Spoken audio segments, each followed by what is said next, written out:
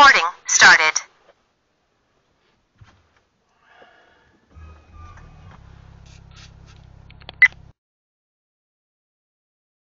Voice recording enabled. Alright, we're doing a short trip, so I thought I would do like a separate video, but this dash cam is really makes an impressive quality picture, you know, or image. And now you can see at the bottom it says HDR. So by you know, following the advice from Viofo company, they recommended that Head south toward Burbank Road southeast. They recommended that HDR be enabled, and so I spent some time. Basically, I decided I want more out of life at my age than just you know, sitting in a tiny small machine where you cannot even put a nowhere to put your, what do you call it, your hot hat, right? And time was dragging really slow. I remember I would, you know, it was an interesting job, but even like 9 hours, I'm not sure I want to do that again, let alone 12, you know. It just, you know, life should be more fun than just working 12 hours a day, and then weekends when required, and night shifts. Forget it. So basically, turn right onto Burbank Road southeast. But I'm still right onto 58th Avenue southeast. I'm still looking for a job. I put, you know, I have my resume posted. Turn right onto 58th Avenue southeast, then turn right onto Blackfoot Trail southeast north. I did my hold on, let me just turn this off because it keeps talking. Yeah, I'm going back home. So basically now, where I started, it was one of my favorite stores, Fitness Depot. I use them. They have, it's a chain, right, in all Canada, maybe even US. I think US as well. Fitness Depot. So I used them in when I lived in Ontario. In Cambridge, there was a store in Kitchener, and they always had good prices on, you know, kettlebells, these weights, free weights. And I decided I need more. I need to get into better shape, and also some of the exercises I'm trying to do, I cannot do them with my 70-pound kettlebell. 70 pounds, it's the same as 32 kilos, like traditional heaviest Russian kettlebell. And I'm trying to do, like, you know, jerk and snatch. And those are just, you know, killer with 70 pounds in one hand. And so I stopped by here, I checked their stock online, and they had these two nice 50-pound kettlebells, also vinyl coated, same as what I have now. And now they have a promotion. It's only $1 per pound of weight Canadian, so 50 pounds is 50 bucks Canadian, whereas before it was like $1.30, $1.40. You know, so why not? It's Christmas. And so now I have two 70-pound kettlebells, two 50-pound kettlebells, and two plates, 45 pounds each, two barbell plates. So, and I have a bench at home. So, but yeah, so I'm still looking for a job, and of course now winter, there's should be a lot of snow removal jobs. I applied with one company, and then I saw a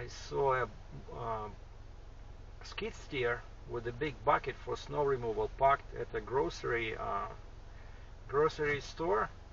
And I checked out the name. Of course, there was a name of the companies. You know, usually it's landscaping companies, right? So now I remember the name. When I go home, I'm going to find their website and try to see if they need. Look at this guy. Try to see if they need equipment operators. But now, you know, ideally, what I'm looking for is something like part-time, or let's say the snow removal jobs would be perfect because it's usually like snow days only, you know, and that would be perfect. Except of course you have to be on call. But you know, now I'm trying to basically, improve my lifestyle, become healthier. So I just stopped by a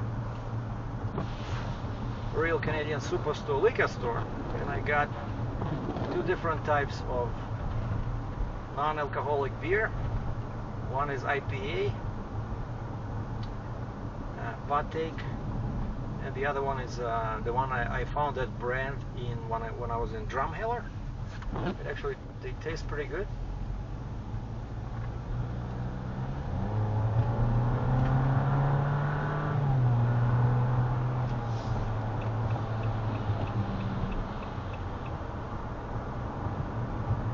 And so while I'm still looking for an equipment job, hopefully seasonal or, I don't know, temp, part-time, I decided to reactivate my, don't laugh, but I need to put food on the table. And this construction job, I couldn't get anything saved. Even though 2 months my salary was pretty good, but I don't know. Didn't work out very well in terms, financially. And so I went back to, I was thinking about this, what can I do, like for a month or, till I find the equipment job. And I'm lying in bed, thinking about this, and the idea hits my head that, hey, I know it's like dimes and nickels, but, at least you can make enough to, pay the mortgage and buy food. And so I went back to my phone and re-downloaded the apps for Uber and DoorDash, and surprisingly my registration was still active. Like, they recognized my account, I was able to log in.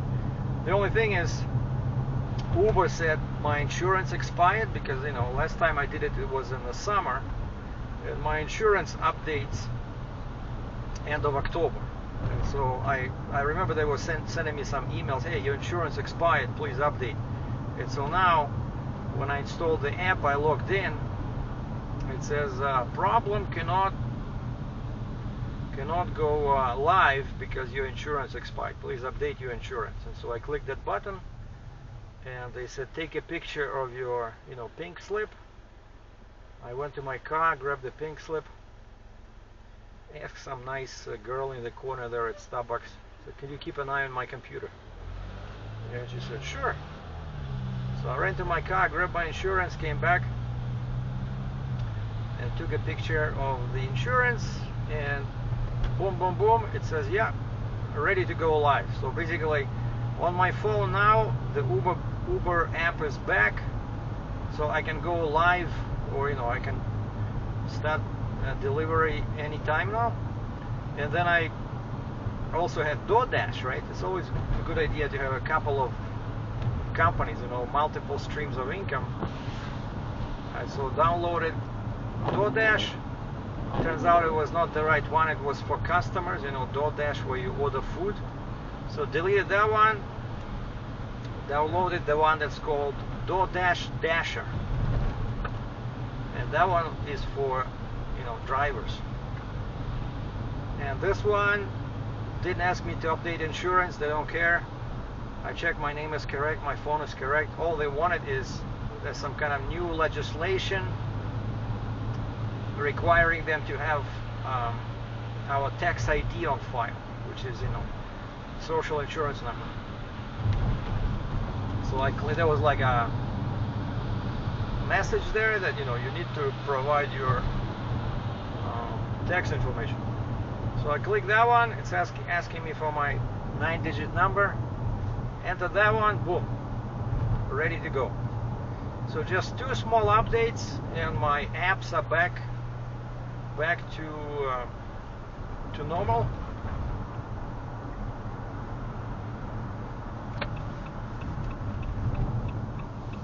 Almost missed it because I killed the microphone. I'm like, wait, where am I going? I'm going east. Where's Highway 2? And I have to turn slowly because behind my seat I have 2 50-pound kettlebells. I put them like butt to butt, they seem to stay they stay put. Oh, and actually I tried in the store because I was not sure, like, okay, maybe I just have to get the, you know, the smallest one, 35 pounds, 16 kilos. And I tried to do a jerk with this 50, and it worked. So definitely way easier than 70 pounds. And so yeah, so now I'm back in the black with both apps, and I remember that I had that nice bag. I threw out the DoorDash bag, but I still had that nice bag I bought on Amazon. Like, it even had the, you know, isolated bag with even pockets for drinks. I know it sounds funny, but you know, like that, I want to do it again. But again, it's only temporary, and also I decided finally to update my license. Gonna start that process probably next week and get my class 4 so that I can do Uber taxi. You know, that's one job I never did, and it was one of the jobs I thought of doing when I was a kid. So there were 3 jobs, right? Pilot, a railroad engineer, long-haul trucker, no, 4. So pilot, railroad engineer, long-haul trucker, and taxi cab driver. But also there was one more, which is like a test driver at a automotive plant where you test cars. But that one was just too crazy, never worked out. But taxi, honestly, even back in Russia, I always wanted to do it. But they would never give me any time of day, because at that time over there you're required to have a trucker's license, like, you know, commercial license. So you have to go to school. But here, of course, what's funny is that if this was Ontario, in Ontario they don't have this distinction between personal and commercial driver's license. It's all based on vehicle class. So whether you drive your car or you drive for a taxi, it's the same G class license, right? Over there it's by letters, like, whereas in Alberta it's by numbers, like class 5, class 4. But I like that in Ontario, so all you need for Uber is class G. And class G, you can even drive a small truck, like, you know, commercial truck. But here, class 5 is considered a personal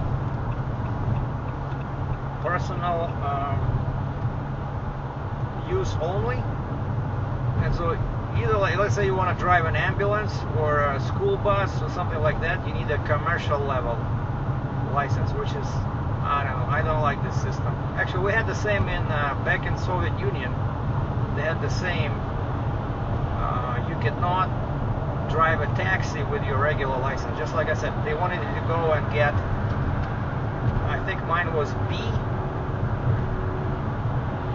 B was personal car only, cannot work for hire, and then C was a truck or a taxi for hire. And so that's why I could never find a job like that, because I didn't want to go to a trucking school.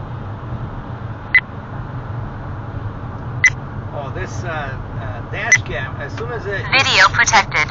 Yeah, as soon as you hit a pothole or it senses some kind of a, you know, shock, it locks that file. Video protected. So basically it thinks that you're getting into an accident, and it locks that file for future use.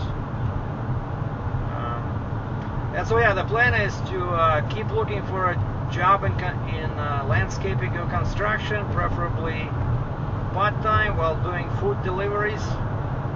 Just, you know, let's say 11 to 1 and 5 to 7, and then start working on my class 4. And I know that's a long procedure, like not the class 4, but getting approved for being a taxi driver, because there's many steps. You have to do a vehicle inspection, you have to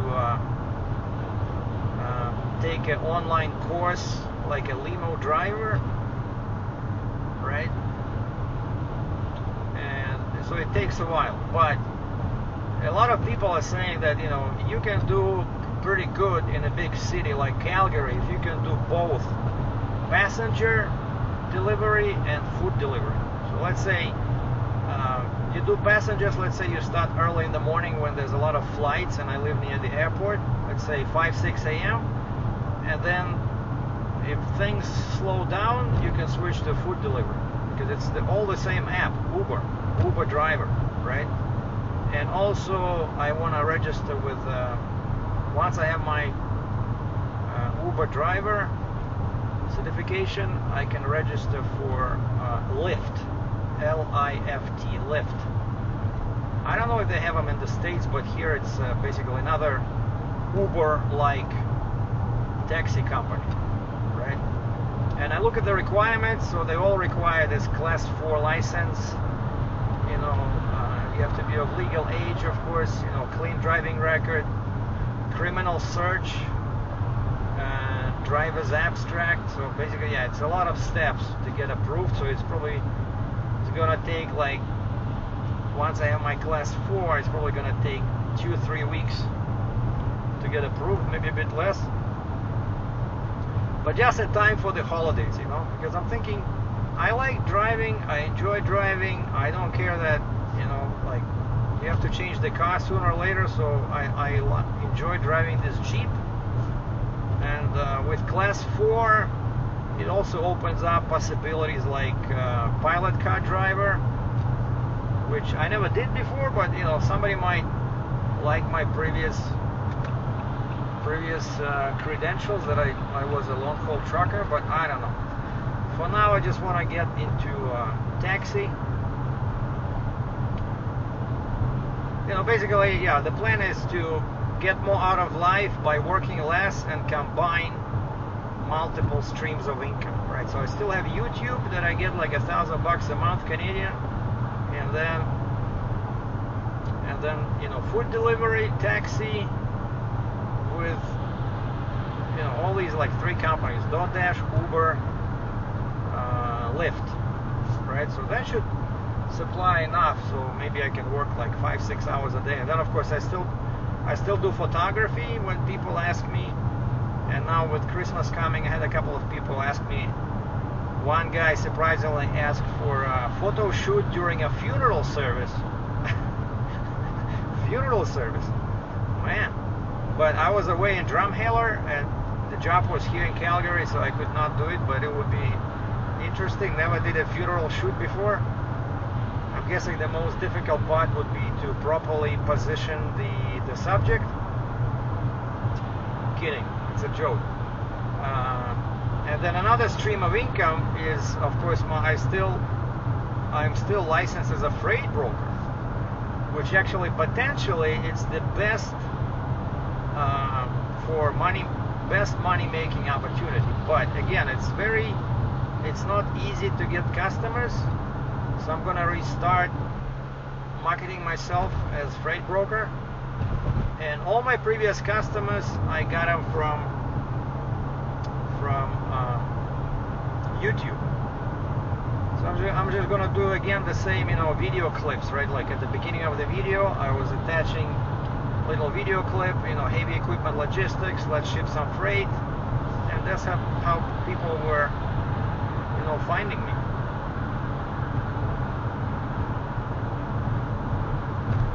So we're back in our neck of the woods. This is Country Hills Boulevard, northeast. So the airport is to the right, and now we're heading north.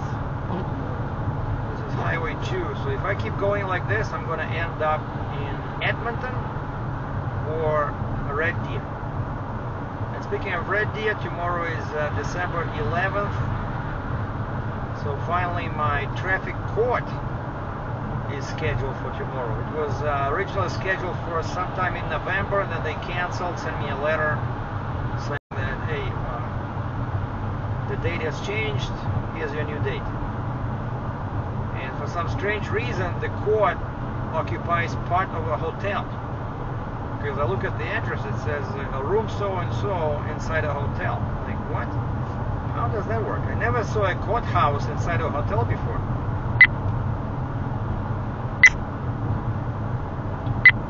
And so Video protected. yeah, I'm gonna be driving this way tomorrow, so it's about 85 clicks, 60 miles straight north. Gonna be there at 1 o'clock because I'm fighting this ticket. Like the fine itself, 165 bucks Canadian, which is not too bad, but it also comes with 2 demerit points, and that's what I really don't like. So if you remember, it was illegal U-turn in Red Deer, which is funny because that kind of a U-turn that I did, it would be legal in 99.999% of jurisdictions in North America, but it's not legal in Alberta. So that's why I'm gonna fight that. And people say usually these guys are easy to beat because the ticket was written by a peace officer, which is like a sheriff in Alberta, not police.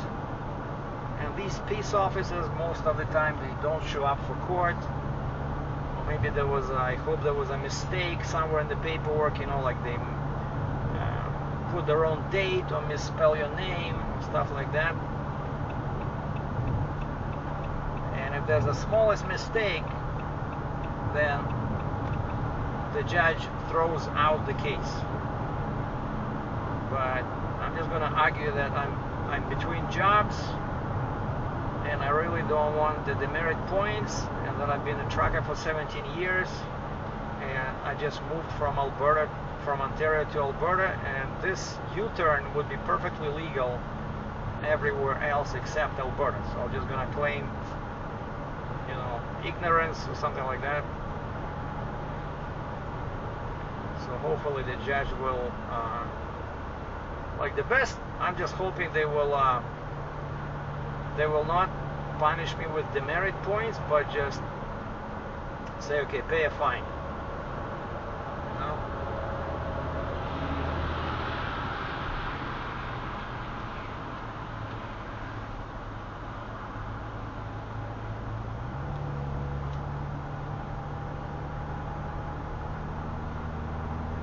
So nice weather today, +5 Celsius. What is it? 32 and 9, 41 F.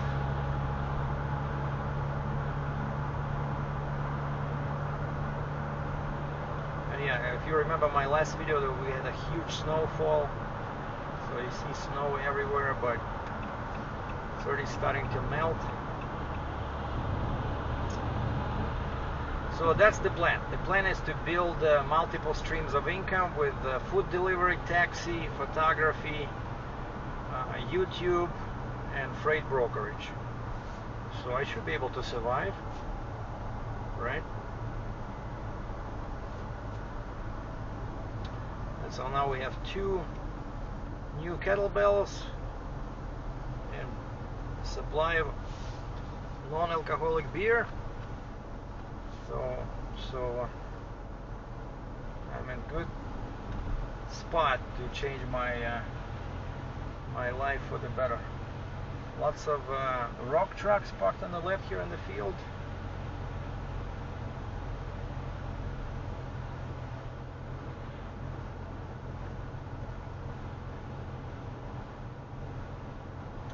So thanks for watching, guys. Happy Sunday, happy holidays, Merry Christmas, Happy New Year. My name is Sergei Dratchev. I'm a heavy equipment specialist or freight broker with heavy equipment logistics. I specialize in helping people move equipment and machinery. So we have access to dozens or maybe hundreds of trucks, qualified, safe, heavy trucks with RGN, double drop, lowboy, and step deck trailers in USA and Canada. And we help customers move machinery and equipment either inside US or inside Canada, or especially across the border. If you're looking for a truck to move your equipment, please reach out, send me a message, or give me a call, and I'll be happy to provide a free, no obligation quote. Thank you.